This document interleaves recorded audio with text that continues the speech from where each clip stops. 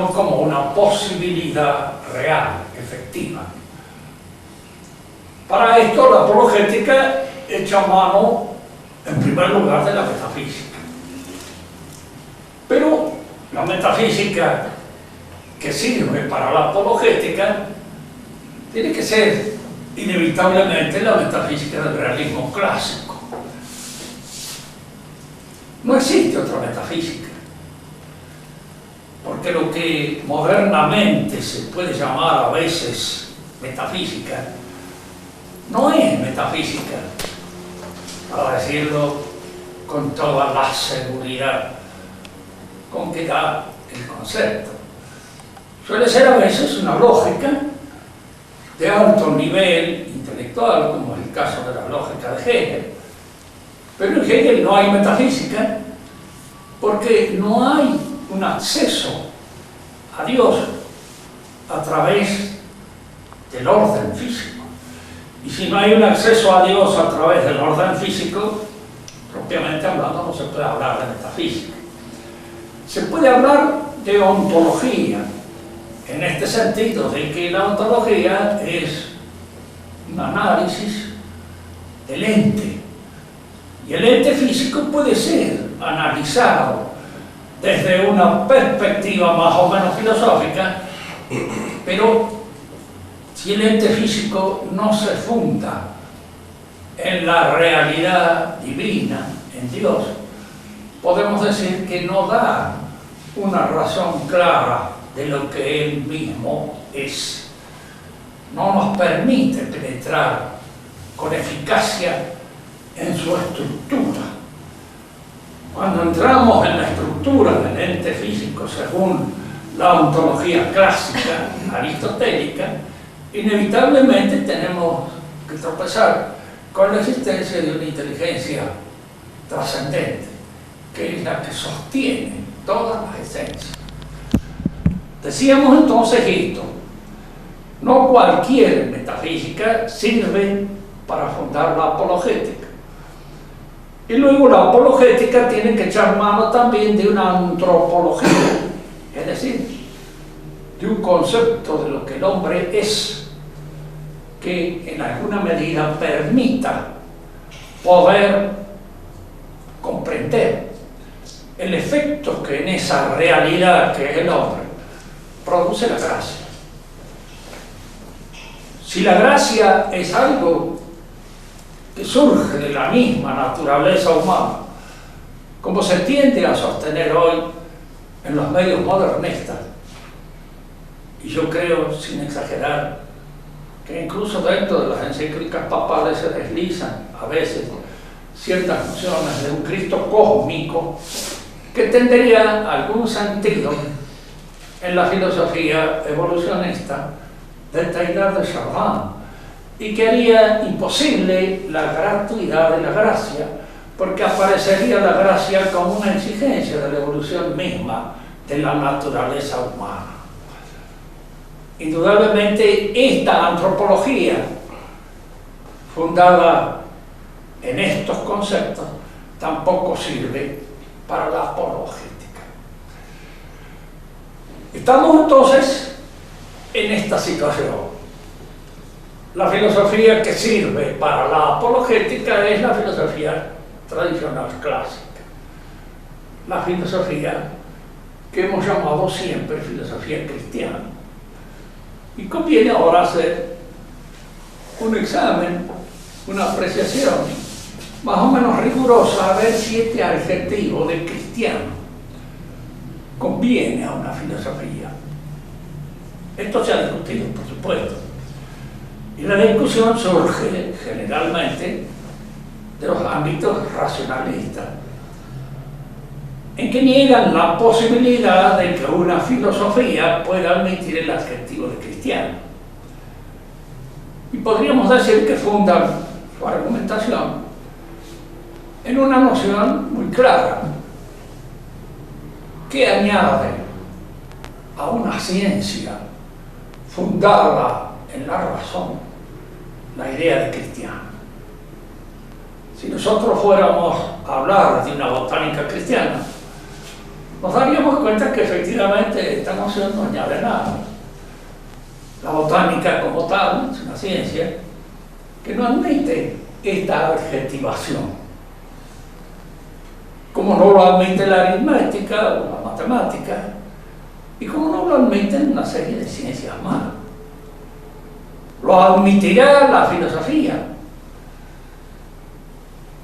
Aquí es donde nosotros no tenemos más remedio que apelar también a los criterios propios de la revelación.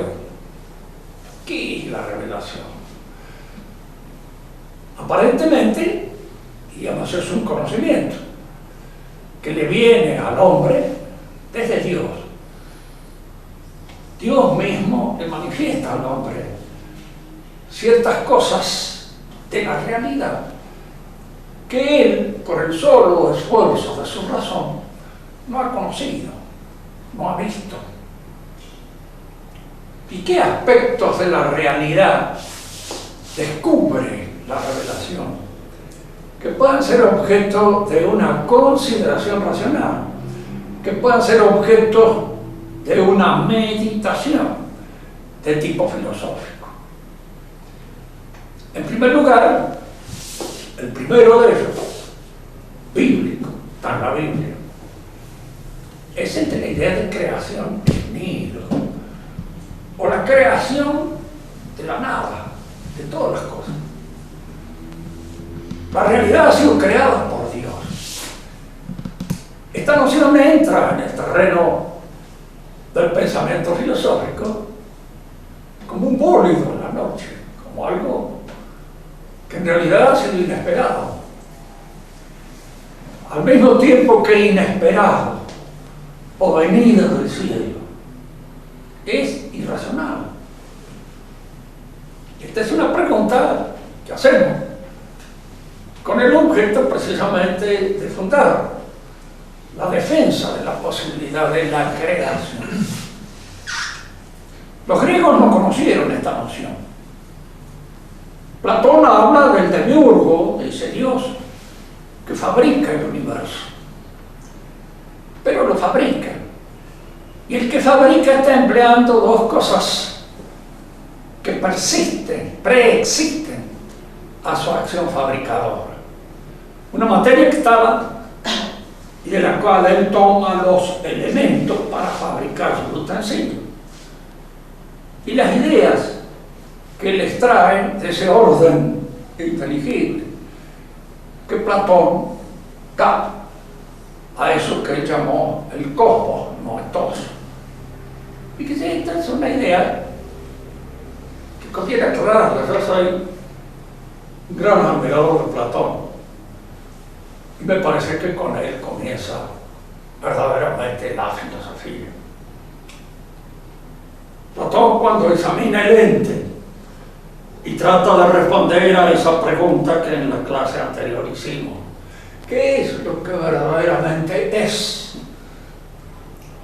Él descubre que en el ente lo que verdaderamente es eso que lo hace ser lo que es. Pero eso que lo hace ser lo que es una programación de los elementos materiales. Es un eidos, es una idea. Entonces Platón es el primero que descubre este fundamento inteligible de la realidad. Nosotros vivimos en una época en que indudablemente se ha impuesto a nuestra consideración intelectual de un modo casi dogmático la idea de que lo que es lo que se toca, lo que se palpa, lo que tiene densidad, lo que resiste la presión de nuestros dedos. Y aquello que no resiste a la presión de los dedos no es. Pero lo que resiste a la presión de los dedos aparece siempre de manera inequívoca, organizado en una planificación. Aparece conformado, de conformidad con un orden. ¿Y quién impone ese orden? ¿Quién ordena la estructura estructura del ente. ¿Quién le da esa programación o esa composición que lo constituye en eso que es? Fíjense que frente a esto solamente hay dos soluciones. O bien el ente está programado por una inteligencia superior que lo ha hecho ser eso que es. Solución clásica.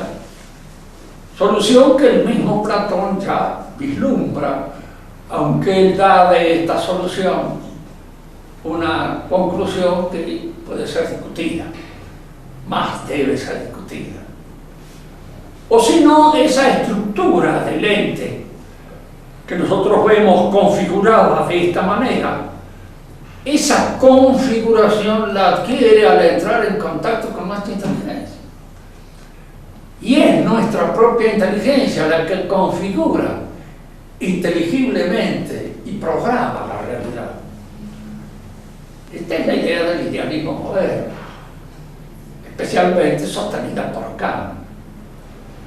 Es una idea clara y es una idea distinta, como diría Descartes, clara y distinta. Pero hay algunos aspectos que escapan a esta concepción. Uno de ellos es que cómo es posible el error que a veces el hombre comete en la apreciación de las cosas. Error que posteriormente tiene que ser ajustado de acuerdo con una consideración más detenida, más prolija de la realidad. Entonces, la realidad aparece allí siempre con un fondo misterioso y un fondo mistérico que no agota totalmente el conocimiento que de ella tenemos. Porque la realidad es algo que escapa de alguna manera a la captación de nuestra inteligencia. De acuerdo con lo que dice Kant, no podría escapar. La realidad es lo que se configura en mi inteligencia. Es eso que mi inteligencia dice que es. Y no es otra cosa. Si yo le preguntara a Hegel, ¿qué es el hombre? Bueno, eso que está en los manuales de antropología, eso es el hombre. Eso que nosotros creemos que es el hombre, eso es el hombre. Y si no descubran usted otra cosa que sea, ¿qué puede ser? Sino eso que nuestra inteligencia descubre en esta realidad.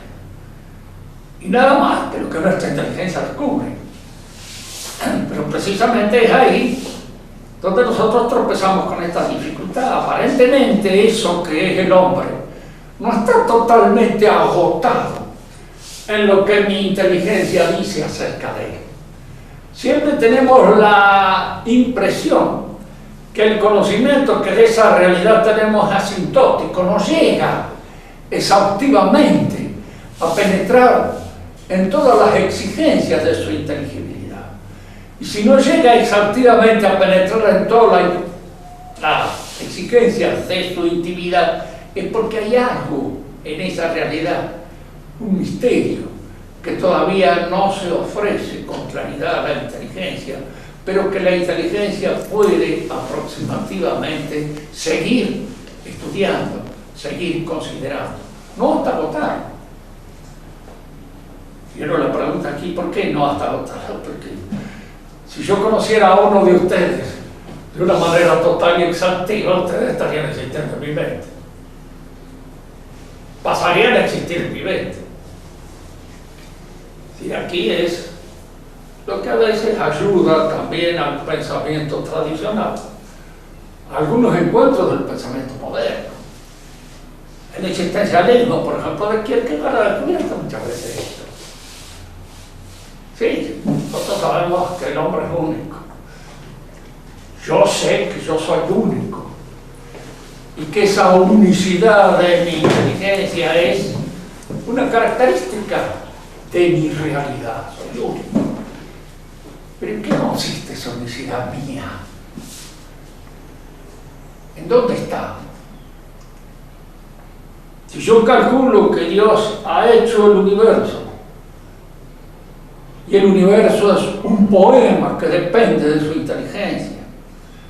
No hay en todo el universo entonces notas falsas, porque entonces Dios sería un poeta chambón y no sería un verdadero poeta.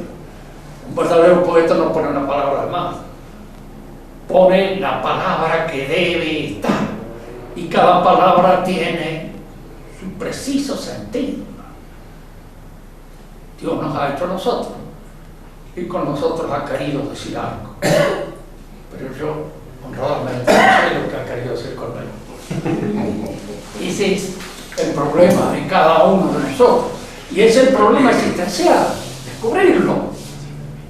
Kierkegaard supone que realmente lo vamos a descubrir, pero después de muerto, es decir, cuando estemos ya en estatus de aprehensión de la verdad última, y entonces descubriremos quiénes éramos y para qué fuimos hechos y con qué propósito fuimos hechos. Mientras estamos acá, nos debatimos un poco en la sombra de un conocimiento que no es nunca exhaustivo. Volviendo a esto, entonces, la inteligibilidad de la cosa o depende de Dios, y en ese sentido se admite y aparece con toda claridad la existencia del misterio. La realidad es misteriosa. Yo mismo soy misterioso. Y yo mismo no me conozco íntimamente bien. Incluso no podría decirle a usted, yo sé para qué estoy aquí en este mundo. No sé. Dios sabrá. A veces barrunto algo, pero como varias veces me he equivocado con respecto a los barruntos que acerca de mi propia realidad he aproximado. Trato en lo posible de no volver a barruntar y de quedarme un poco con ese misterio que es mi propia realidad. La revelación demuestra entonces, ilumina ciertos aspectos de la realidad a los cuales la inteligencia no penetra, no logra llegar a ellos. Y la revelación nos muestra, diríamos, cuál es el propósito de Dios al revelarnos esos aspectos que la inteligencia no puede conocer por su sola fuerza, o si los puede conocer, no los ha conocido por una razón X. Diríamos que el único propósito señalado por Dios mismo es de que el hombre con ese conocimiento haga su salvación, delinee mejor su destino y alcance de esa manera aquel destino eterno para el que Dios lo ha hecho. Si efectivamente el hombre está hecho por Dios y cada uno de nosotros está hecho por Dios y está, diríamos, estructurado por la presencia misma de Dios, ese origen metafísico supone un destino metafísico. Ese origen metafísico no puede quedar agotado en un destino que termina aquí, con el último suspiro, y que termina con el pago del presupuesto que ofrece la funeraria. ¿Hay algo más? ¿O el hombre es un ser que queda frustrado en su realidad metafísica? Decimos entonces que la revelación nos enseña, en primer lugar, esto: que el mundo ha sido creado por Dios, por la inteligencia divina, y por ende que el mundo está sostenido por esa inteligencia y esa voluntad divina, como un discurso. La clase anterior dijimos, el mundo no es un aparato. ¿Y por qué no es un aparato? Pues no está terminado. Está en proceso, en vía de realización siempre. Fíjense que si nosotros examinamos, de hecho, nada más que la estructura de eso que llamamos el tiempo, el único tiempo real es ahora, nunca más. Pero ahora es algo que está desapareciendo. Es eso que ya no es. Y tanto el pasado como el futuro se me dan en el presente. El pasado es algo que yo conozco desde el presente y el futuro es algo que yo tengo como perspectiva desde el presente. El único tiempo real es el presente, pero el presente se va, se diluye. Es ahora y nunca más. Nevermore, como en el poema de Edgar Allan Poe. Nunca más. El mundo entonces no tiene una consistencia terminada. Es algo que se está realizando en el discurso divino. Entonces, es Dios quien está hablando de nosotros, el que nos pone en esta situación y el que nos hace. Y en cierto modo, diríamos, la creación misma de la realidad es muy parecida a esa creación que nosotros hacemos en oportunidades de nuestro discurso. ¿Qué es el discurso? Fonema, sonido, palabras. Si usted en cierto modo fuera a analizarlo, como explicamos en la clase anterior, de una manera pura y exclusivamente científica, como señala la ciencia de hoy, usted se detendría en los sonidos, en los fonemas, los estudiaría todo y no encontraría el sentido de lo que se quiere decir. Es en cierto modo como si yo examinara al hombre de una manera pura y exclusivamente química. ¿Qué es? Un montón de agua con algunos otros elementos que constituyen su realidad. Y en el fondo, todo eso está unido, sí, de una cierta manera, programado, etc. Pero la observación del químico no va más allá. La observación del físico tampoco va mucho más allá.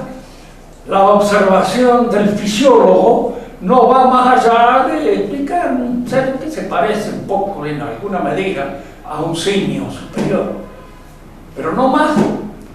Y el hombre como realidad, el hombre como aquello que se manifiesta, ¿dónde lo puedo percibir? ¿Dónde lo veo?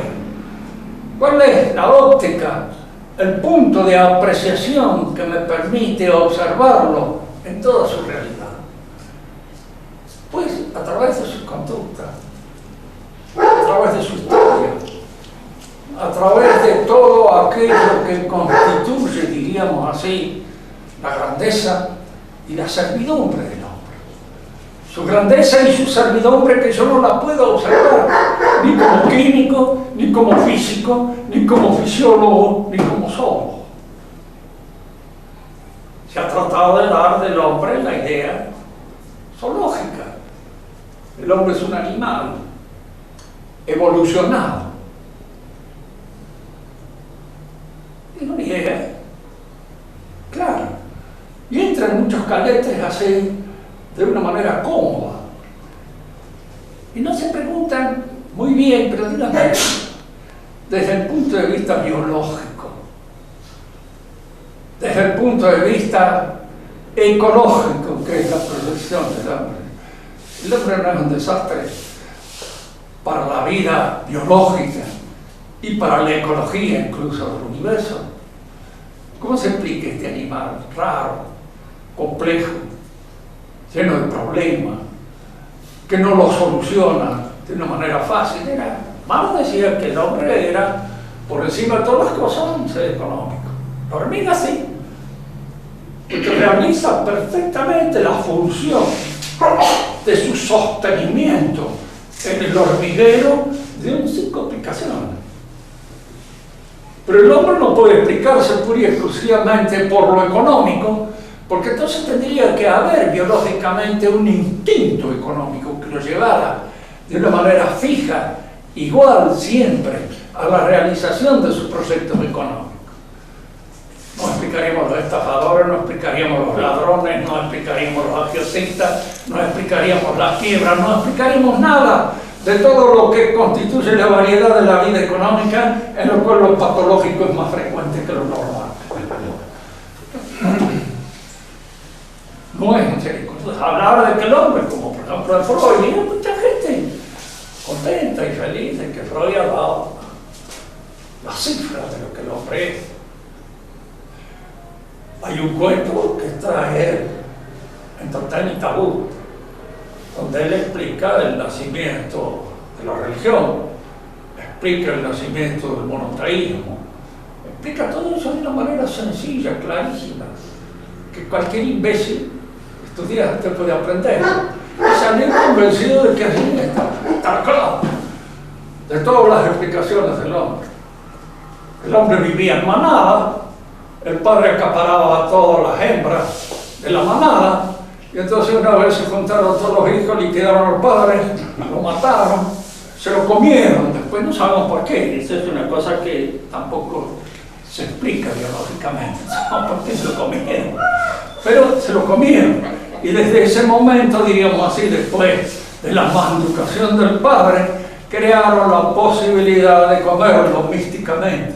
Primero en un animal totémico y posteriormente en la hostia consagrada, en la cual nosotros comemos precisamente a nuestro Señor Jesucristo. Y es una forma litúrgica de la manducación primera de los hijos por el Padre.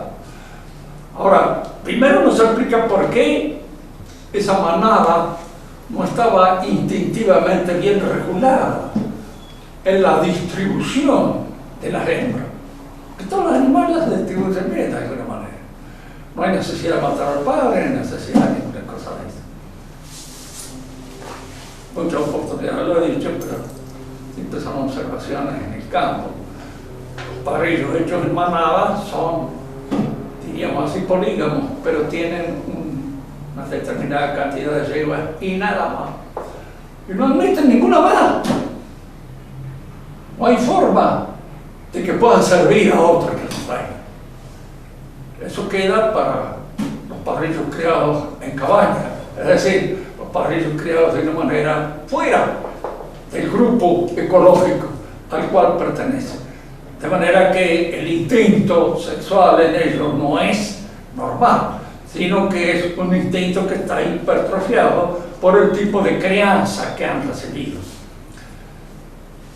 En el hombre, entonces, una explicación puramente animal no corresponde. No da una explicación clara.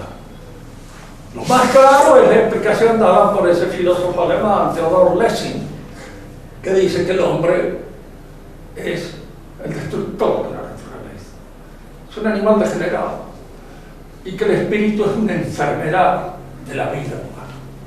Es el callejón sin salida en el que se ha metido la biología para terminar con toda la realidad. Hay allí un pesimismo de gran hondura, inspirado probablemente en Nietzsche, y que tiene una inspiración más lejana en Rousseau. En Rousseau hay algo de esto. Rousseau es el que cree que el hombre era un animal feliz, que vivía en una feliz Rabona, y que al asociarse, la sociedad lo echa a perder, corrompe. Que la sociedad es la corrupción del hombre, no su coronación, no su perfeccionamiento, sino su corrupción. Indudablemente, con estas ideas del hombre, nosotros no podemos impostar sobre ella lo que la revelación nos dice acerca del hombre. ¿Y qué es lo que la revelación nos dice acerca del hombre que nosotros no podamos alcanzar de una manera pura y exclusivamente racional? En primer lugar, que es una naturaleza caída. Es decir, que es una naturaleza que está vulnerada en su dinamismo natural. Vulnerada por lo que se llama la caída. ¿No? ¿Qué es una caída? Diríamos, en el caso del hombre, es un ser en el cual hay facultades superiores, las que específicamente lo determinan como hombre, que es la razón, la inteligencia y la voluntad. Es a través del conocimiento dialógico que el hombre es hombre. Y el conocimiento es el que le permite precisamente abrirse a la posibilidad de ver más allá del orden físico, el orden metafísico, la existencia de Dios. A través del conocimiento puede llegarse a eso. Pero la caída del hombre hace que muchas veces ese conocimiento no se ejerza en ese sentido. Porque la caída significa que aquellas actividades o facultades superiores del hombre se ponen al servicio de las inferiores. Había una cosa que decía Augusto Comte, y aparentemente tenía razón. Se dice que el hombre es un animal racional, pero la observación de los hombres nos va a demostrar que siempre actúan más por pasiones, por emociones, por sentimientos, que por razones. Entonces no es un animal racional, decía Comte. ¿Qué es lo que lo distingue de los demás animales? Esta es la pregunta que podíamos hacerle a Comte. Comte decía, lo que lo distingue es su capacidad de acumular experiencias históricas. Es el único animal histórico que hay. Los otros no lo son. En cada generación se renuevan y empiezan de nuevo. A fojas uno. Este gato que nace hoy tiene que aprender a ser gato él. El hombre recibe una herencia. Y al recibir herencia, hacerse cargo de esa herencia, está recibiendo un trabajo acumulado por las generaciones anteriores, y ese trabajo acumulado por las generaciones anteriores es la que lo distingue de los demás hombres, de los demás animales. Acá hay una cosa que es cierta, indudablemente. La historia tiene esa posibilidad. El pensamiento tradicional clásico nos enseña, en primer lugar, que el hombre es una razón dialógica. ¿Qué quiere decir? Que no aprende solo. Entra en contacto con los demás y a través de ese contacto con los demás es como aprende. De manera tal que el aprendizaje es un diálogo social. Empieza en la familia, empieza con la mamá, se extiende luego y se proyecta a todas las demás comunidades inmediatas, en las cuales el hombre va recibiendo siempre esta enseñanza de los mayores. Que es esto lo que funda el sentido de la autoridad. Un sentido hoy tan debatido y tan... Fíjense que estamos viviendo en una época en que todas estas palabras que tienen una significación venerable y respetable son discutidas, son echadas a perder, son arruinadas por el tráfico diario de estas palabras. Esto nos permite a nosotros poner esto. La importancia que tiene conservar el latín para que no se eche a perder por el tráfico diario del lenguaje común y corriente que echa a perder todos los lenguajes. Hoy se habla de autoritarismo, de abuso de autoridad. La autoridad supone inteligencia y conocimiento. Y la autoridad es aquel que posee el conocimiento capaz de transmitirlo a otro. Una autoridad sin conocimiento no es autoridad. En castellano le podemos atribuir poder a un caballo, le podemos atribuir poder a un cataclismo, pero no le atribuimos autoridad. ¿Por qué? Porque la autoridad supone el entendimiento. Y entonces el proceso dialógico del conocimiento es un proceso dialógico en el cual entran en la composición tanto los otros, los demás, con los cuales hablo, como aquellos de los cuales aprendo. Y esos de los cuales aprendo son los que poseen la autoridad, son los que me enseñan, cada uno en su dimensión, cada uno en su jurisdicción propia, porque la autoridad tiene también su jurisdicción. El padre puede no saber muchísimas cosas, pero si sabe dirigir la familia, sabe en un momento determinado a qué hijo se puede ir y mandar para que haga tal cosa o tal otra. Es decir, la autoridad aquí sabe elegir. Yo les explicaba una vez a los alumnos que estaban, porque yo decía, a veces el gobernante no es el que tiene la autoridad. Mire, si es un buen gobernante tiene autoridad. Puede no saber muchas cosas, pero si es un buen gobernante es aquel que sabe elegir el hombre que lo ayude. Y que en alguna medida le concede la autoridad para que él realice esos propósitos que quiere realizar. Luis XIII se sentía bastante deficiente en materia de diplomacia junto a Richelieu, pero lo sostenía y al mismo tiempo lo frenaba. Y en eso consistía el uso de su autoridad. Su autoridad como rey era precisamente saber elegir bien su ministro y al mismo tiempo impedir que su ministro se metiera en cosas que no le correspondían. y que no fueran la de sus. La autoridad del padre muchas veces consiste en guiar bien su familia y en impedir precisamente los desvíos de esa familia. Estamos en esto. La revelación nos dice que el hombre es una naturaleza caída. Y si nosotros vamos a considerarnos bien, con cierto sentido de lo que somos, damos cuenta de que tiene razón. ¿Qué es así? No soy dueño de mí mismo siempre. Hay momentos determinados en que lo inferior me invade. Apetitos que quisiera yo desalojar de mí me oscurecen la mente. Sea la ira, sea la afectividad irascible o la afectividad concupiscible. De cualquier modo, cualquiera de estas apetencias en un momento determinado ejerce una especie de oscurecimiento en mi cerebro y me impide dominarlos con la seguridad que debiera tener. ¿Hay en mí una idea de que yo debo dominarlos? Sí, existe. Existe la idea de la normalidad. Fíjense, esto es como cuando hablamos. El médico nos dirá a nosotros que es muy difícil encontrar un hombre que sea totalmente sano. Pero él tiene una idea ejemplar de la salud. Porque es la que le está sirviendo de guía para la realización de su curación. No podría curar a un enfermo si no sabe cómo devolverle a aquel equilibrio precario en el cual todos nos movemos. Puede hacerlo porque esa idea de salud está en él. Y así como en él está la idea de salud, está también en nosotros esa idea de salud. Y al mismo tiempo está en nosotros la idea de que no somos totalmente saludables, de que no nos comportamos siempre como debiéramos comportar. Y muchas veces, yo acá haría un elogio de la hipocresía, porque muchas veces la hipocresía es buena, en este sentido, de que es escandaloso que uno hace, diríamos, por todas partes, haciéndose acusaciones. Hoy se usa mucho, y sobre todo en las esferas vaticanas, donde hay 92 acusaciones, pero de males que hacen otros, no de los males que hace uno.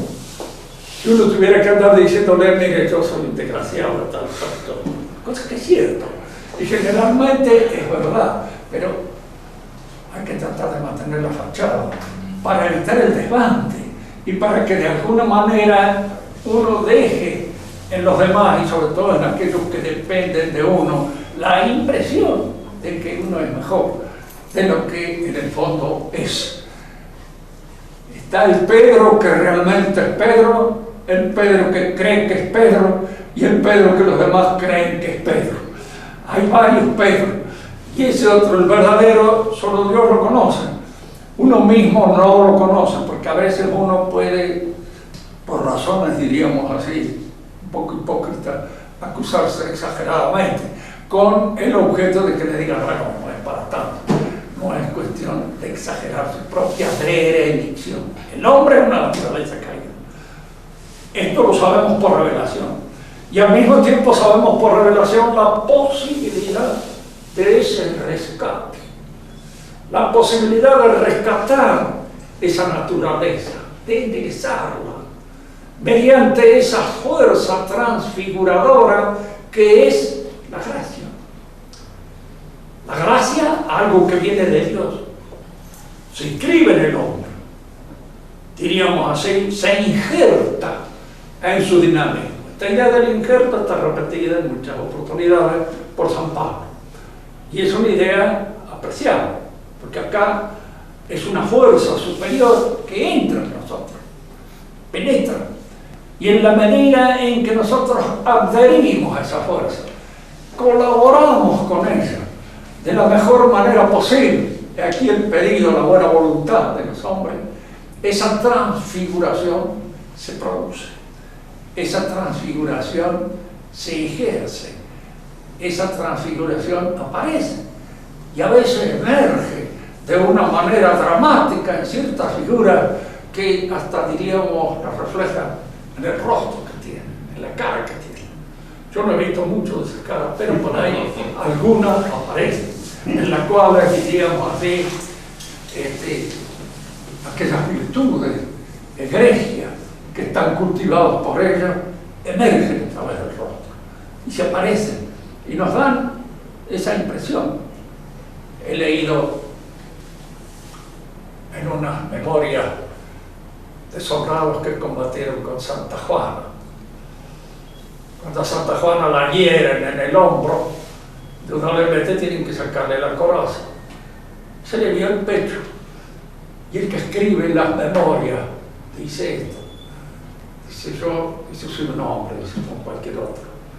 Era una muchacha linda y jovencita, pero nunca, dice, he sentido el movimiento de la concupiscencia. Porque aquello se me imponía, era de una pureza que estaba por encima de todas nuestras pasiones. Eso se da efectivamente. Yo diríamos, me limito a señalar su posibilidad a través de estos documentos. Es la impresión que debía dar Jesucristo, es la impresión que debía dar la Virgen, y es la impresión asquerosa que tenemos de aquellos que no la reconocen y que de alguna manera están buscando en estas figuras egregias y santas las debilidades que son el patrimonio de todos nosotros, pero que no eran el de ellos. Fue Jerónimo Bosch el que convierte a San Antonio, perseguido por toda la concupiscencia en el desierto. En primer lugar, hay acá dos cosas que siempre me llamaron la atención. San Jerónimo no era, San Antonio no era ningún sonso, y era un hombre que entendía perfectamente bien lo que era la psicología del eremita. Si él estaba obsesionado por cuestiones puramente sexuales, retirarse al desierto es lo peor que podía venir. Estar allí en la soledad. De manera que estas cuestiones es posiblemente las que no debían de obsesionar. Cuando él habla de un asedio, habla de un asedio diabólico. Y el asedio diabólico que él sufre es precisamente los demonios que lo perseguían. Este asedio diabólico para Jerónimo Bosch es mucho. Y entonces lo convierte en un asedio sexual. En un asedio puramente más de esos hombres de ciudad que de los hombres del campo. No sé si en esto caigo en un lamentable sentimentalismo bucólico, pero es curioso, yo he vivido en el campo muchos años, incluso estuve una vez como peón de vialidad con un grupo que estaba en patrulla en la Patagonia. Nunca jamás les he oído una cuestión. Alguna vez, en el pasado, pero que tuvieran figuras pegadas en la pared, que tuvieran, porque una vez leí de alguien que también encontraba en la patrulla y todo el mundo estaba obsesionado por cuestión sexual, pero es una cuestión pura y exclusivamente de hombres de ciudad, de hombres que están de alguna manera, digamos, puestos su mentalidad en toda esta conmoción que provoca la publicidad, la propaganda, la fotografía, todas esas cosas que son las que trabajan en la imaginación, y el hombre rudo no las tiene. Y es muy probable que San Antonio, que era un hombre rudo, no las tuviera. Y por eso podía retirarse tranquilamente al desierto y estar allí sabiendo que estaba al margen de este tipo de tentación. No al margen de las tentaciones diabólicas, porque esas ya pertenecen al orden sobrenatural. Una antropología, entonces, que de alguna manera nos permita observar esta variedad en la vida del hombre, esto de que es una naturaleza caída y posiblemente una naturaleza rescatable, y que la existencia en él de la gracia, la fe, la esperanza y la caridad que transfiguran primero su inteligencia, su voluntad y ese amor a los demás por el amor de Dios que es la caridad, esta es una realidad que se configura dentro de una antropología que la permita observar, que la permita ver, que la permita comprender. no podría ser así si nos limitamos pura y exclusivamente a una idea zoológica o a una idea fisiológica o a una idea puramente química de lo que el hombre es, porque así nos impediría alcanzar esa realidad natural que es capaz de recibir la configuración de la gracia. Si ustedes quieren hacer alguna pregunta, vamos a aprovechar.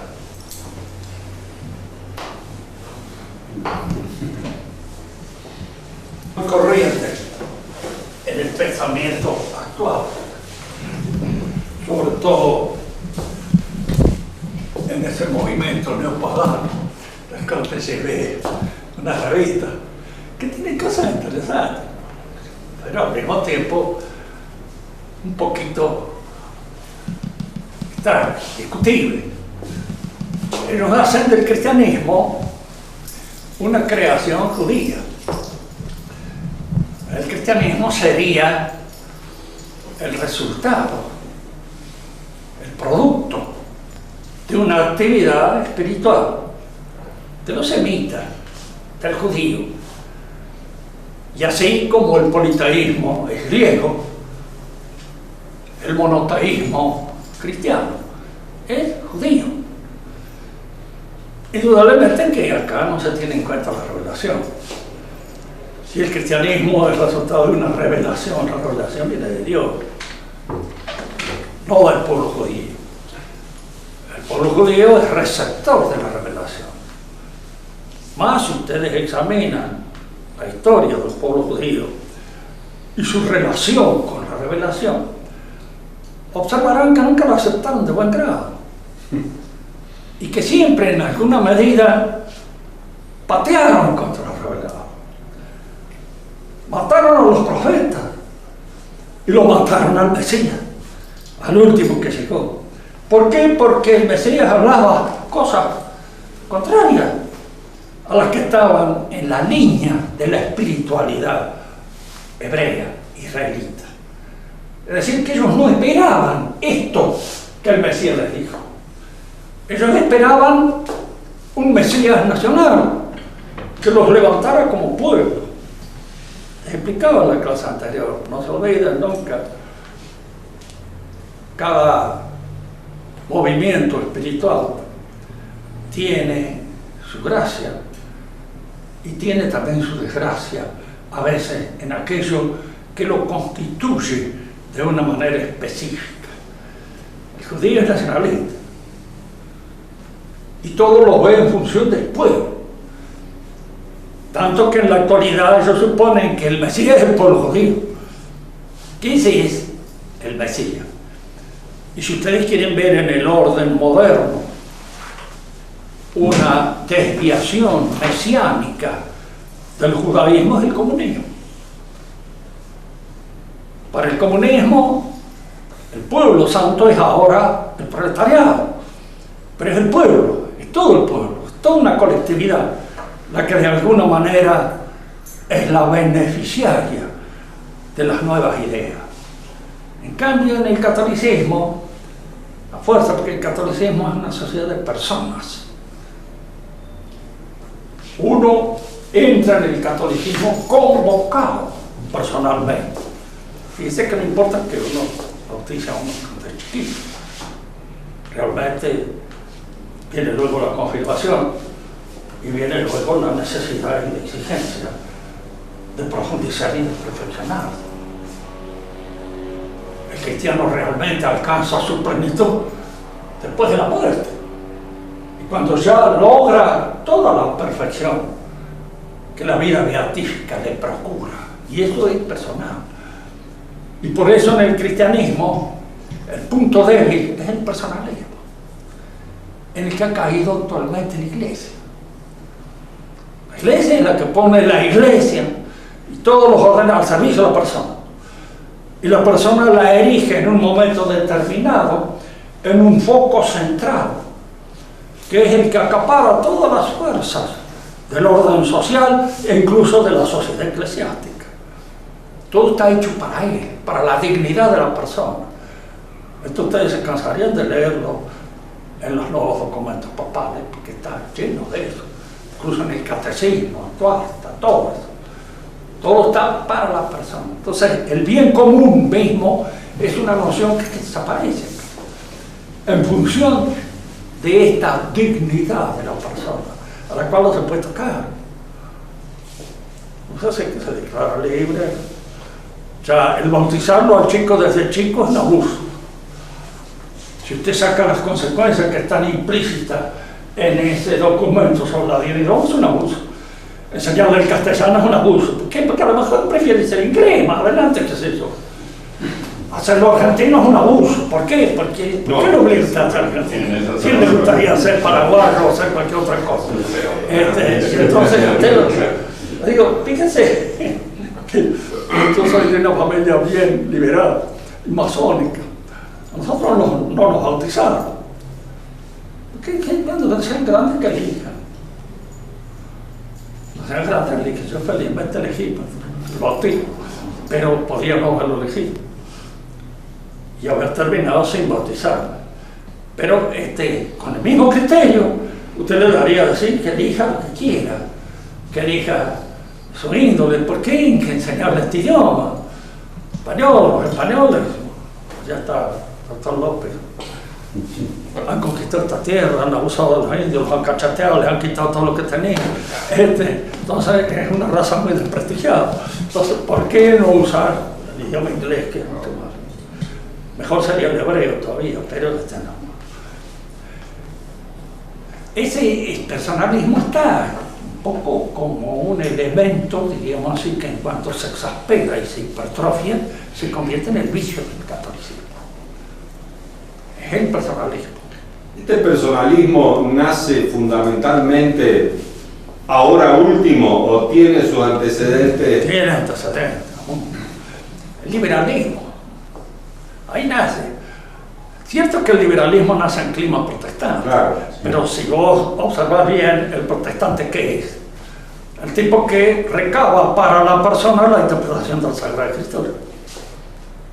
¿Y con qué empieza el protestante? Con una exasperación de la personalidad, del personalismo. Soy yo el que interpreto la Escritura. Y si me asocio con otro es simplemente por razones pastorales, por leer la Biblia juntos. Pero no tiene mucho sentido, porque no constituye, diríamos así, una noción que amalgama en función de los objetivos dogmáticos comunes. No hay. El principio protestante lo rechaza, y el principio protestante es un principio que está como vicio el catolicismo. Yo siempre les digo, mire, eso que decía Chesterton, de que toda la revolución moderna son ideas cristianas enloquecidas, sacadas de aquí, es cierto. En la época pagana, por ejemplo, el matrimonio era una cuestión social, de familia. ¿Quién casaba? Los padres. Y de acuerdo a criterios familiares. Con el cristianismo nace la idea de que los que contraen matrimonio son los dos que se casan, son ellos. Y si uno de ellos dice no, en la actualidad el matrimonio no sirve, se deshace. De ahí a la idea del amor libre, hay un tranco. Y el tranco es el abandono puro y exclusivo del carácter sacramental del matrimonio. Entonces, ¿qué es el amor libre?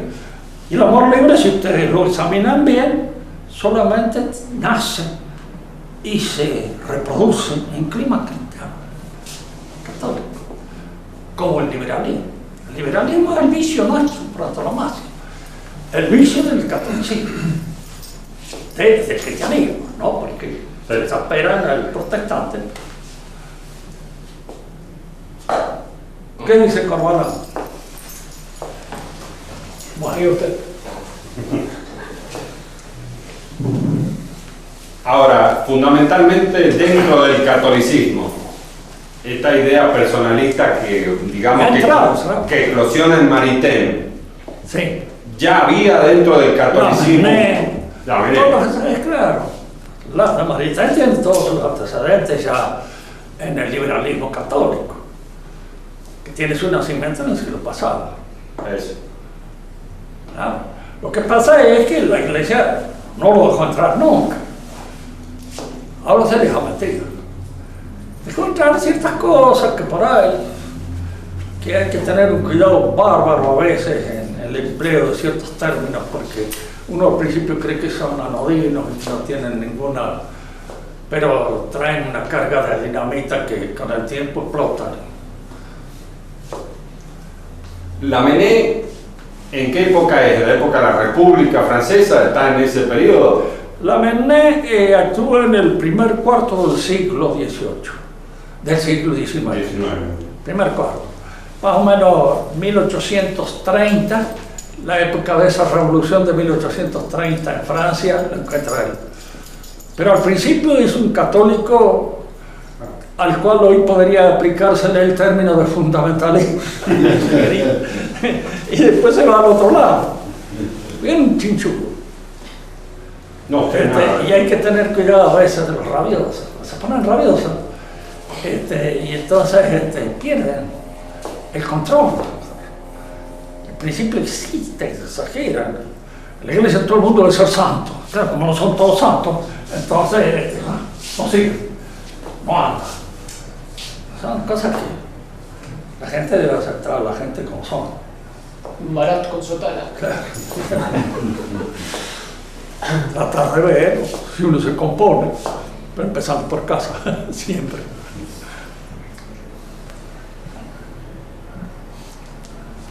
Bueno, el sábado que viene completamos todo esto.